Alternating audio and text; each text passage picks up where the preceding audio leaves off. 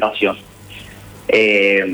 Antes, digamos, de ponernos a pensar si el sistema podría ser positivo o no para la economía, creo que tenemos que pensar si se puede hacer o qué costo implicaría hacerlo. Entonces, cuando uno piensa en la dolarización, básicamente lo que está proponiendo, si bien hoy también es cierto que, digamos, desde el espacio que presenta esto, hay muchas más dudas de las que había antes de las elecciones PASO, porque antes se lo comunicaba de una manera como que era algo automático, algo fácil, y ahora que se empezó a prestarle más atención, a repreguntar sobre los temas, a preguntar detalles, dentro del propio equipo del candidato Javier Milei empiezan a aparecer opiniones muy diferentes, incluso contradictorias.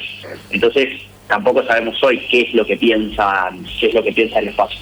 Pero si uno pensara que lo que hay que hacer es intercambiar todos los pesos que hay en circulación por dólares, que es lo más básico, digamos, en una dolarización, hoy Argentina no tiene, el Banco Central de Argentina no tiene los dólares para poder lo que se llama rescatar la base monetaria, los depósitos bancarios en pesos y demás. Entonces, si vos querés dolarizar una economía, si vos querés cambiar todos los pesos por dólares y no tenés dólares, no solo no tenés dólares, sino que debés dólares, tenés deudas en dólares en el Banco Central, porque hoy las reservas netas son negativas, es decir, que el Banco Central le debe dólares a la gente, básicamente a los depositantes de dólares, es imposible poder hacer ese cambio. La única manera de poder hacerlo sería o bien generando una hiperdevaluación que lleve al tipo de cambio a valores muchísimos más altos de los que vemos hoy en el mercado oficial y en los mercados paralelos, y eso generaría obviamente una hiperdevaluación, generaría una hiperinflación. Entonces,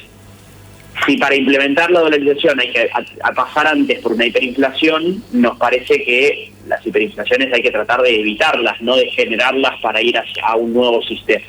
Matías, y te consulto, porque la última vez que habló Milei sobre el tema, él dijo que se iría con el tipo de cambio actualmente, haciendo referencia, me parece, al contado con liqui, al blue, no recuerdo a cuál, pero hablaba de los 700 y pico.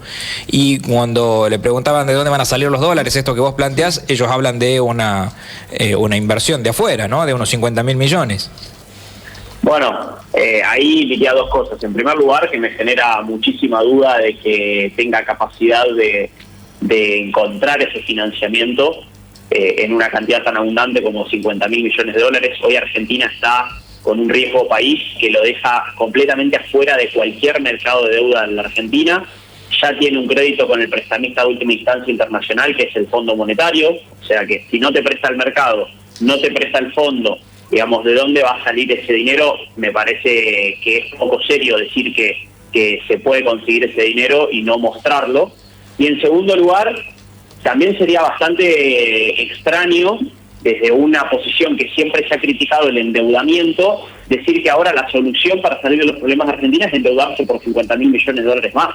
A mí me parece que Argentina no debe seguir endeudándose. Por eso creo que una de las principales cosas, y antes que estar debatiendo la dolarización, deberíamos estar debatiendo cómo hacemos para eliminar el déficit fiscal, lo cual, dicho sea de paso, es otro punto débil en la propuesta del candidato, porque cuando le preguntan de dónde va a hacer el recorte público, habla de la casta política, de cosas que no tienen asidero, que no, cuando vos lo bajás a números, no te alcanza para ahorrar nada. Ahí está, explícamelo, a ver, pero ¿por qué? Explícamelo, bajar la cantidad de funcionarios, de ministerios y demás no significa un ahorro, explícamelo a eso. Bueno, te doy un caso concreto. Si nosotros mañana decidiéramos algo incluso bastante polémico, yo digo, firmo un decreto y digo, se cierra el Congreso de la Nación, desaparecen todos los empleados y los asesores de los diputados, de los senadores, los choferes, todo lo que se te ocurra, no bajás ni el 0,1% del PBI del gasto público. Entonces, yo no estoy diciendo con esto que no haya que ahorrar en distintas estructuras, ojalá se pueda ahorrar en todas partes y todos los segmentos de la burocracia de la nación, pero también de las provincias, porque acá hay 24 provincias que han tenido un gasto monumental en los últimos años y de los cuales nadie habla. El crecimiento del empleo público es mucho más fuerte en las provincias que en la nación. Y ahí el presidente no tiene no tiene una palanca directa, sino que como mucho puede hacer algún acuerdo fiscal, como el que había hecho el presidente Mauricio Macri, para intentar reducir el peso de esos gastos. Pero digo, Ojalá que se pueda ahorrar en todos esos lugares. Matías, pero cuando uno analiza el presupuesto, que ahora esta semana está por ingresar el presupuesto del año que viene, los grandes gastos de la nación están... A eso iba mi pregunta. ¿A dónde, si por ejemplo cerrar el Congreso no es gasto, ¿a dónde está el principal gasto de la República Argentina? Bueno, tenemos mucho gasto en el sistema previsional, es decir, el sistema en los jubilados. Porque está repleto de regímenes de excepción, es decir, personas que ganan mucho más de lo que aportan durante toda su vida activa. En segundo lugar, todavía tenemos muchos gastos en subsidios a las tarifas públicas, a los servicios públicos. En tercer lugar, hay que revisar la obra pública, con qué nivel de eficiencia se está haciendo, porque hoy se está haciendo menos obras que hace 4 años, pero se está gastando más plata que antes, entonces evidentemente ahí hay problemas. Digo, no hay un lugar, no vas a encontrar un rubro donde vas a poder generar todo el ahorro público que necesitas hacer, sino que necesitas eficientizar cada pedazo del Estado. O sea, decir eso y decir que el problema es que hay 2 o 3 funcionarios que van a desaparecer o porque los ministerios van a bajar de 18 a 8, vas a tener todo ese ahorro, me parece a mí que es un abuso y casi una mentira hacer el electorado en una campaña electoral. Ahora, Matías, esto que me decís me parece importante. O sea, el que realmente quiera ahorrar en la República Argentina va a tener que tomar una decisión totalmente antipopular de recortar en jubilaciones, recortar en subsidios, o sea, que suba el colectivo, que suba la luz, que suba el combustible. Son dos lugares muy, pero muy complejos, ¿no? Tomar la decisión. Totalmente, obviamente, solucionar una crisis económica como en la que está metida la Argentina es súper difícil y es súper complicado políticamente, y ahí va a haber un momento donde muy probablemente las condiciones, donde la gente perciba que el que le está arreglando las cosas, en realidad al principio se las está complicando. Eso es como hacer un tratamiento médico. Alguien está enfermo y nadie quiere someterse a un tratamiento médico. Pero si sabemos que el futuro es más ordenado, es con más previsibilidad, si por reducir todo ese déficit fiscal vamos a poder dejar de emitir dinero y esa emisión de dinero va a dejar de generar inflación, yo estoy seguro que si hoy a los argentinos alguien les ofrece unos meses de mayor sacrificio para eliminar por completo la inflación o reducirla a tasas insignificantes como son las que tiene el resto de los países del mundo, me parece que todo el mundo estaría de acuerdo. Yo lo que veo con mucha preocupación es que se le quiera mentir a la gente y decirle que acá el problema es de un par de políticos, de que esto se resuelve fácilmente, de que no va a haber sufrimientos, de que la dolarización, de repente van a llover dólares y todos vamos a ser millonarios en dólares, porque eso va a generar, y está generando, muchas expectativas, y cuando eso no se cumpla, va a generar un nivel de frustración en la población que nos va a volver a meter en una crisis. Y yo la verdad es que quiero alguien que realmente solucione el problema y no que vuelva a generar una frustración y un nuevo inicio de una nueva crisis de expectativa. Entiendo hacia dónde vas, Matías, y creo que seguramente tenemos que estar preparados para eso. Lo que sí creo que como sociedad también nos ha cansado. Yo te hablo de lo que nos pasa acá en La Rioja, que vemos que como sociedad estamos cada vez más pobres todos, porque como nos está pasando en la Argentina, la plata nos alcanza menos, pero la clase política cada vez está más millonaria, y eso creo que es lo que ha llevado a la gente a enojarse, y por eso ha llegado tanto el discurso de Milei. No sé si coincidís que más allá de que el ahorro en el gasto político no signifique mucho en lo que realmente hay que ahorrar, pero sí en el gesto o en el mensaje que vas a dar vos a la sociedad, porque le estás diciendo hace un esfuerzo, pero el esfuerzo es que lo hagamos todos, no tan solo nosotros, ¿no? Pero absolutamente. Lo que pasa es que ese no es el mensaje que se está dando hoy. El mensaje que se está dando es que con eso vos solucionás los problemas y que la solución de los problemas va a ser sin sacrificio para todo el mundo. Que solo se va a sacrificar a la clase política, entre comillas, y que la gente no va a sentir nada en su día a día. Y eso, desde mi punto de vista, es otra forma de hacer populismo. Tuvimos 20 años haciendo populismo de izquierda y ahora viene un populismo, una propuesta que es populismo de derecha. Entonces, la verdad es que a mí no me gustan los populismos, ni de izquierda ni de derecha. Quiero un gobierno que no sea populista y que no le mienta a la población. Matías, ¿y qué pensás vos, analizando esto de Milei, qué pensás vos que haría Milei si llega al gobierno? Bueno, me remonto un poco al principio de la conversación. La verdad es que hoy es mucho más difícil saberlo que antes de las PASO, porque evidentemente el discurso cambió muchísimo y hoy ya no se sabe qué parte de todas las propuestas o de todos los mensajes que ha ido dando a lo largo de todos estos meses son reales, cuáles eran partes de una campaña política completamente irresponsable solo para ganar votos y que hoy se da cuenta que son impracticables y entonces empiezan a retroceder.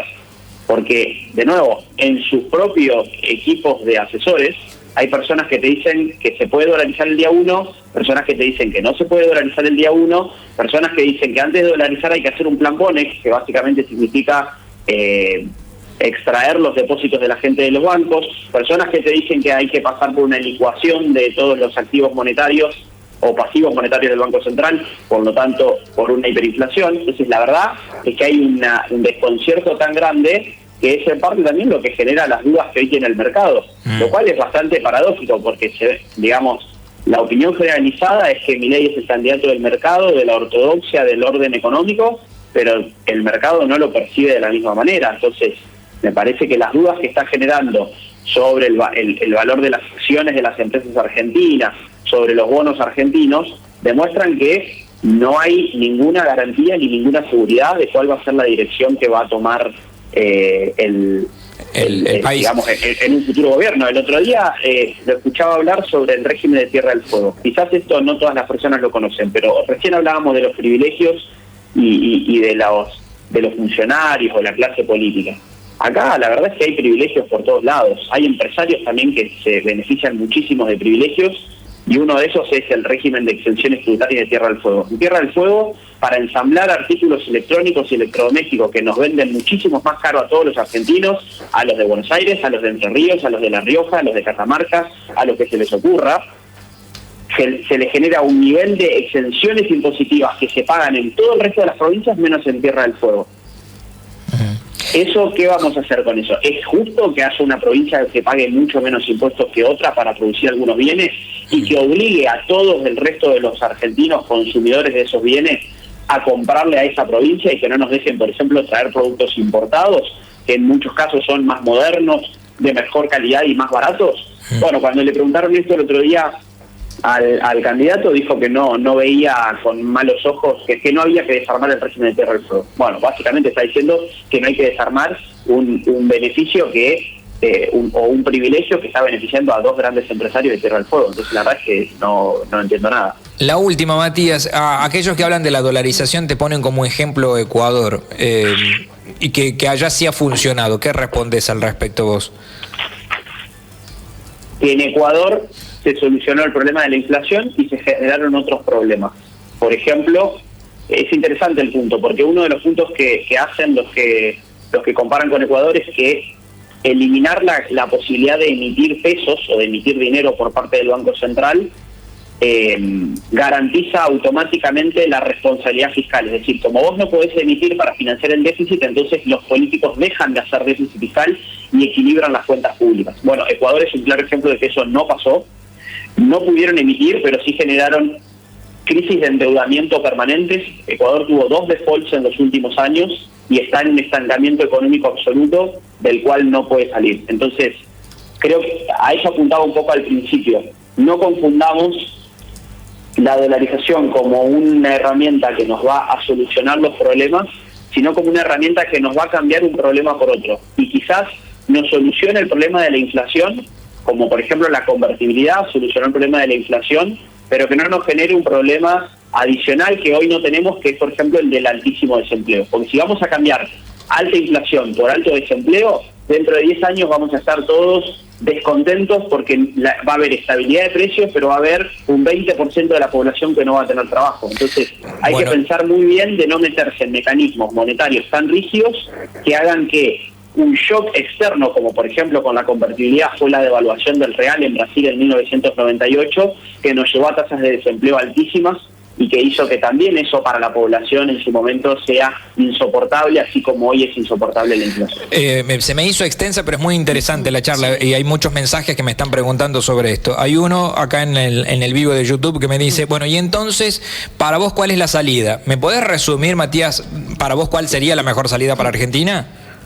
Mirá, la salida de la Argentina, el problema estructural de la Argentina desde hace 70 años es el permanente déficit fiscal. Entonces, el problema antes que monetario, que es lo que quiere arreglar la dolarización, es fiscal. Entonces, si alguien quiere solucionar concretamente los problemas de la Argentina, tiene que hacer que el Estado recaude más impuestos de los que gasta, o que gaste menos de lo que recauda.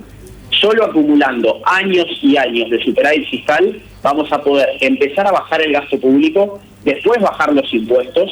¿Y en qué orden bajamos los impuestos también? Perdón que no la quiero seguir haciendo más larga, pero ayer se anunció una baja de impuestos que es ridícula, porque hay que bajar muchos otros impuestos antes que bajar el impuesto a las ganancias a personas que ganan más de 1 millón de pesos, cuando el 45% de la población está debajo de la línea de pobreza.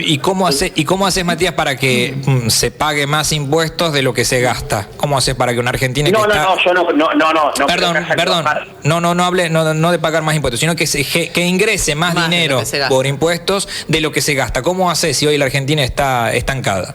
Hay que bajar el gasto. Entonces, de nuevo, yo quiero que concentremos. Si vos me dijeras a mí qué te gustaría que pase en lo que resta de la campaña, que los 3 candidatos a presidente con mayores chances de ganar dediquen los 40 o 30 días que quedan en explicarle a la sociedad de forma realista y no populista cómo van a bajar el gasto público para que no para que tengamos que cerrar el Banco Central, para que podamos tener un Banco Central responsable como tiene todo el resto de Latinoamérica, como tiene Chile, como tiene Brasil, como tiene Uruguay, pero que ese Banco Central no tenga que estar todos los días emitiendo dinero. Entonces, podemos tener Banco Central y un Banco Central sano siempre y cuando el Estado nacional, provincial y municipal gaste menos de lo que recauda. Gracias, Matías, por tu tiempo, Gracias a ustedes. Matías Sura, economista y miembro de la consultora económica INVEC. Es un tema que lo tenemos que discutir y mucho ¿sí? De todas maneras...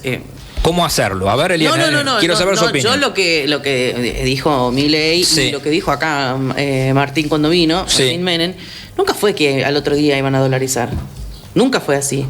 Es más, Martín Menem nos habló de 2 años para recién poder... Él plantea que ni siquiera en 2 años es buena la dolarización. Bueno, pero hay que ver realmente el plan que tienen ellos. O sea, primero tratar de llevar al déficit cero, que es lo que siempre hablaron desde el proyecto, ¿no? Que yo no quiero decir que coincida, porque no es que coincida con las ideas. Yo estoy diciendo lo que ellos están planteando y que muchas veces... Ahí el economista, voy a este punto, para que más o menos quede claro. Él dice que para ir a déficit cero, o sea, para gastar menos, hoy si debiera recortar, tengo que recortar en jubilaciones, que es lo que más gastamos, en subsidios, o sea, poner más caro el pasaje de colectivo, poner más caro el combustible, poner más cara la luz y recortar en jubilaciones. Que sacando solamente ministerio no nos alcanza. Ese es el planteo que él hace, ¿no? El economista. Bueno, que si realmente querés recortar, tenés que recortar por ese lado. Si no, tiene que ser un plan... que ahí entramos a más o menos lo que le pasó a Macri. Un plan a largo plazo donde vos tenés que tratar de gastar menos de lo que ingresa. Sí. Bueno, algo que Argentina no está haciendo en estos momentos. ¿Y cómo va a ser? Bueno, que haya inversiones, que se genere más producción en la República Argentina. ¿Y cómo vamos a generar si en estos momentos nadie tiene confianza en nosotros, no? No, y nadie tiene confianza y todo es mayormente estatal, ¿no? Que fue cuando desaprovechamos, creo yo, no sé, es un pensamiento, yo no soy economista, obviamente lo estoy... No, pero está bueno que lo discutamos todos para que los indaguemos a los políticos. Que yo creo que fue cuando en su momento Menem, cuando ingresó muchos dólares porque privatizó la mayoría de los servicios y demás de las empresas. Ahora, ¿cómo se utilizaron esos dólares que entraron y después fueron desapareciendo mágicamente? Bueno, eso es para verlo y para analizarlo. Pero digo, ¿se puede hacer? Yo creo, no sé, obviamente que sí se puede. Ahora, ¿por qué no confían? Y bueno, porque es difícil, va a ser difícil, pero creo que tiene que llevar también el acompañamiento de toda la sociedad, ¿no? Porque ¿qué pasó? Cuando Macri lo quiso hacer, digamos, fue duro, digamos, y obviamente que no tuvo el acompañamiento y menos de la clase política que no lo quería en el lugar que estaba. Ahora, hay que ver justamente, y creo que es lo que la sociedad apuesta, a un candidato, tanto él como Bullrich, que es la que quedó también para la pulseada, que son más duros y que son más fuertes y que creen que pueden bancarse, digamos, una embestida política ante medidas que puedan llevar controversia, que fue lo que para mí, a mi modo de ver, ¿no? Opinión personal, no soportó Mauricio Macri, ¿no? Vos lo viste muy tibio, lo viste Macri. Sí, lo vi muy débil. Sí. Muy débil para lo que obviamente todo el resto aprovechaba, lo que significaba pelear con el peronismo, obviamente, y tener, porque hay que, o sea, todos creo que entendemos, y yo lo conversaba ayer con gente que me cruzaba en la calle, todos entendemos que la vamos a pasar complicado, sí, lo sabemos. ¿Por qué siguen eligiendo algo que no es lo que está? Y porque están cansados de lo que está. Entonces, en vez de seguir supuestamente tirando manteca al techo ficticia, prefieren que los ajusten de una vez, pero erradicar todo eso que ya no queremos, ¿no? De este cambio cíclico que lo veíamos ayer con Tomás Bulat, era el que decía, que estamos un año, un gobierno más o menos, el otro ahí y así, y seguimos, pero nunca salimos, nunca vemos, digamos, la luz. Entonces, creo que todos sabemos que la vamos a pasar complicado, sí, pero bueno, creo que están todos decididos, o la gran mayoría, a que esto pase de una vez por todas y tratar de erradicar todo eso que venimos viendo que está mal y que está enquistado en nuestro país hace tiempo. A ver, leo algunos de los mensajitos y me voy a las noticias. Alejandro Rodríguez, esto es YouTube, dice: Nico, los jubilados ya están demasiado empobrecidos, no cabe ninguna duda. Recortar por el lado de los jubilados sería un error garrafal. Hoy un jubilado no le alcanza para llegar a fin de mes. Pero lo que él dice es que hay mucha gente que se ha jubilado. Eso es populismo. Han hecho jubilar a gente que no ha hecho los aportes. Y hoy la caja no da. Eso es lo que sucede. Dice Paola Ramírez: Nico, ¿crees que podemos estar peor? Dice Carlos Romero: todos sabemos cuál es el problema del gasto público y la Argentina gasta más de lo que produce. Ahora dio vueltas, pero no dijo la solución. Solo marcó una y otra vez el problema que ya sabemos. Sí, lo que yo creo es que también muchos no saben bien perfectamente cuál es la mejor medida para tomar para Argentina. Porque sabemos que sabemos que estamos gastando más de lo que tenemos. Ahora, ¿cómo vamos a hacer? ¿De dónde vamos a ahorrar? ¿O de dónde vamos a generar más para que lo que ingresa supere a lo que gastamos? Me parece que la gran mayoría todavía no lo tiene bien claro. Luis Darío Arriba dice: achicar el Estado, lo que dice Milei. Excelente lo que dijo Milei, gastar menos de lo que se recauda. A ver... Acá hay uno que dice dejando de robar y devolviendo lo robado. ¿Lo leíste ese? No. Pero me parece fantástico, porque ¿sabes qué? Se quedó a mitad de camino también Macri con eso. ¿Te acordás que iban a supuestamente a subastar, que iban a pedir? Pero eso también creo que lleva a una ley, me parece, que no quiero decir algo por certeza que no estoy segura, pero creo que había que buscar una estrategia legal o una cuestión de una ley para que se pueda, digamos, acelerar estos pasos. ¿Por qué? Porque lleva tanto la burocracia que esos bienes que creo que le habían incautado en su momento, no sé si a Lázaro Báez, yates y demás cuestiones que le pertenecen, porque se demostraron en teoría que son de dineros mal habidos y que pertenecían al Estado, se puedan, digamos, utilizar a favor justamente y tal vez subastar algunas pertenencias que las han puesto también para utilización, digamos, del Estado, no me acuerdo si era para la policía. Me acuerdo de algunos autos. Eso también hay que devolverlo, porque si no, la gente que se llevó y que se enriqueció durante décadas con los bienes del Estado, siguen en la misma. Entonces, ¿de qué te sirve también, no? Felicitaciones, Eliana. Comparto 100% su pensamiento, dice otro de los mensajes. Bueno, dejando de robar, Bromón, y voy en los de WhatsApp. Los de WhatsApp. Hola, Fénix, muy buenos días. Milei nunca dijo que apenas asuma va a dolarizar. Él dijo que primero tenía que bajar el déficit a nivel cero y recién, si es posible, dolarizar. Esto tardaría varios años. Dejando de robar, devolviendo lo robado. Saludos, dice otro de los mensajes. Muy buenos días, gente. La gran solución para que el país salga adelante es que los políticos dejen de robar. Menem tenía el 1 a 1 y no dolarizó, dice otro de los mensajes. Claro, como diciendo, sí se puede llegar a lo que plantea Milei sin dolarizar. Claro, con la estrategia que tuvo Menem. Bueno, lo seguimos después de las noticias, ¿le parece? Bueno. Noticias, vamos.